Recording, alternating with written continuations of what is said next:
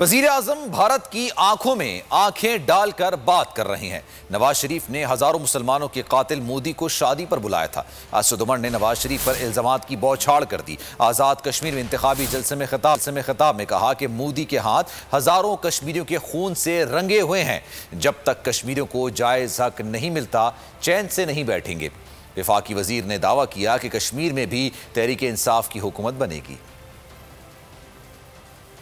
ये अखबार है उसके अंदर स्टोरी लगी हुई थी कि पाकिस्तान का वजीर आजम जो है वो मकबूजा कश्मीर के अंदर कितना मकबूल होता जा रहा है। वो इसलिए मकबूल होता जा रहा है कि वो खड़ा हुआ है, वो मर्द और उन कश्मीरियों के साथ खड़ा हुआ है और भारत की आंखों में आंखें डालकर वो बात कर रहा है। वो ये नहीं कर रहा कि जब कश्मीर के इलेक्शन की बात हो तो वो कहे कि जी नवाज शरीफ जो है वो आपके साथ जंग लड़ेगा और उसके बाद जब वजीर आजम बने तो वही जो कश्मीरियों का कातिल है, जो मुसलमानों का कातिल है, उसको अपने घर के अंदर शादियों के ऊपर उसको बुलाए, अपने काबीना के वजीरों को ना बुलाए।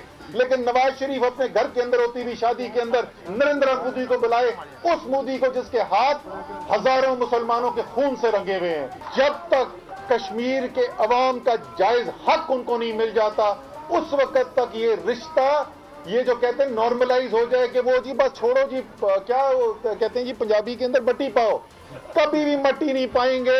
इंशाअल्लाह ताला वो कश्मीरी जो पाकिस्तान के झंडे के लिए अपनी जान दे रहे, पाकिस्तान भी उनके साथ खड़ा रहेगा।